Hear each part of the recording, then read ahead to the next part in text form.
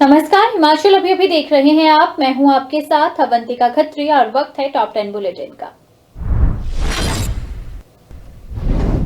विधानसभा चुनावों को लेकर आज बीजेपी ने धर्मशाला में समीक्षा बैठक की। बैठक में प्रदेश चुनाव प्रभारी सौदान सिंह, सीएम जयराम ठाकुर, बीजेपी के प्रदेश अध्यक्ष सुरेश कश्यप, सह चुनाव प्रभारी संजय टंडन मौजूद रहे। इस बैठक में 68 सीटों में बीजेपी प्रत्याशी भी विशेष रूप से मौजूद रहे। इस बैठक में पार्टी ने 4 प्रमुख बिंदुओं को लेकर प्रत्याशियों की नब्ज टटोली और इसी आधार पर हाईकमान को बीजेपी की ओर से रिपोर्ट भी भेजी जाएगी। पार्टी ये आंकलन कर रही है कि कितने आजाद प्रत्याशी जीत कर आएंगे और उनकी क्या भूमिका रहेगी। इनमें से पार्टी की विचारधारा के कितने लोग हो सकते हैं और दूसरी विचारधारा के कितने लोग हो सकते हैं, कितनी सीटों पर बीजेपी की स्थिति मजबूत है, उसको लेकर भी यहां पर चर्चा की गई। वहीं धर्मशाला में सीएम जयराम ठाकुर ने जमकर कांग्रेस पर हमला बोला। सीएम जयराम ठाकुर ने कहा कि 8 से 10 लोग इस बार भावी मुख्यमंत्री बनकर चुनाव लड़ रहे थे, लेकिन खुद को सीएम बताने वाले सभी कांग्रेसी नेताओं की हार होना तय है। उन्होंने कहा कि 8-8 लोगों की कुंडलियां दिल्ली हाईकमान को भेजी गई हैं, लेकिन ये सब हार जाएंगे। सीएम जयराम ठाकुर ने कहा कि कांग्रेसी नेताओं का भावी सीएम बनकर अपनी सीट निकालने की कोशिश ही ये बताती है कि कांग्रेस बीजेपी से कितना डरी हुई है।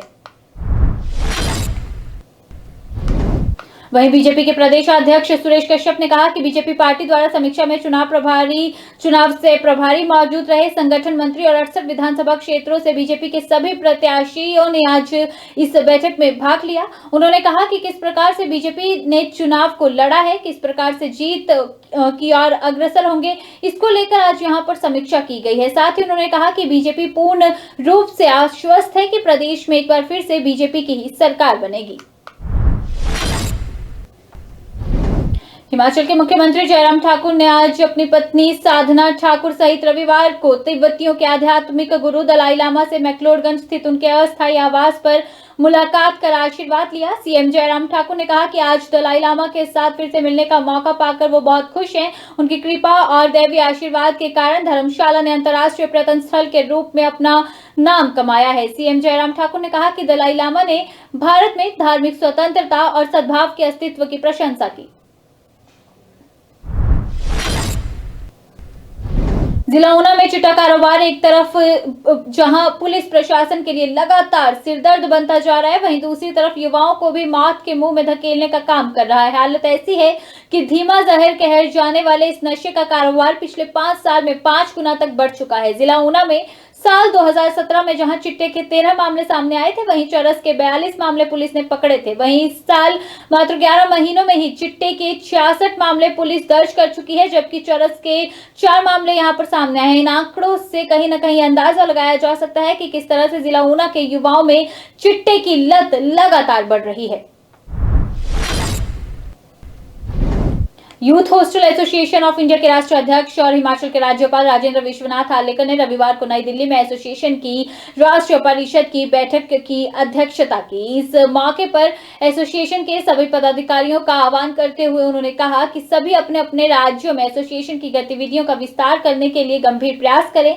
उन्होंने अलग अलग राज्यों में कार्यरत एसोसिएशन की इकाइयों की वार्षिक आम बैठक और राष्ट्रीय परिषद की बैठकें आयोजित करने का सुझाव भी दिया, ताकि इकाइयां अधिक सक्रिय हो सके और उनकी समस्याओं का समाधान स्थानीय स्तर पर हो पाए।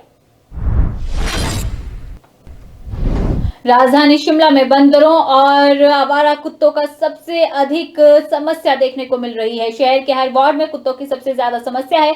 लोग काफी परेशान नजर आ रहे हैं। आवारा कुत्तों की समस्या लगातार बढ़ने से दहशत का माहौल भी बढ़ गया है।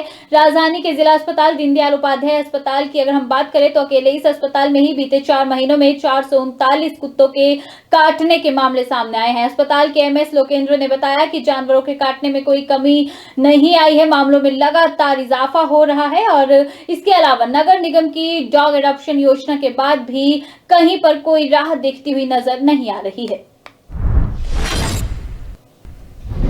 कालका शिमला हेरिटेज रेलवे लाइन पर रेलवे ट्रैक पर क्रिसमस और न्यू ईयर से पहले हॉलिडे स्पेशल ट्रेन चलेगी। कालका और शिमला के बीच चलने वाली गाड़ियों में यात्रियों की संख्या में भारी बढ़ोतरी के मद्देनजर रेलवे प्रबंधन ने हॉलिडे स्पेशल गाड़ी चलाने का फैसला लिया है। कालका और शिमला के बीच इन दिनों ट्रेल मोटर कार सहित 6 गाड़ियां चल रही हैं। इन दिनों सभी गाड़ियां पैक है। अगले हफ्ते के लिए सभी गाड़ियों में लगभग 60 से 70 तक वेटिंग पहुंच चुकी है। क्रिसमस और न्यू ईयर से 4 दिन पहले के लिए अधिकतर गाड़ियों में बुकिंग पूरी होने पर अब इसे बंद कर दिया गया है। वहीं मौसम विज्ञान केंद्र शिमला के अनुसार प्रदेश के मैदानी और मध्य पर्वतीय भागों में 5 से 8 दिसंबर तक मौसम साफ रहने की संभावना है, जबकि उच्च पर्वतीय कुछ भागों में 8 दिसंबर को भारी बारिश और बर्फबारी की संभावना बनी हुई है। वहीं 9 दिसंबर को भी कुछ एक क्षेत्रों में मौसम खराब रह सकता है। इसी के साथ आपको बता दें कि मैदानी जिला कांगड़ा, हमीरपुर, बिलासपुर और मंडी में कुछ एक भागों में 6 दिसंबर तक धुंध पड़ने का येलो अलर्ट भी जारी हुआ है।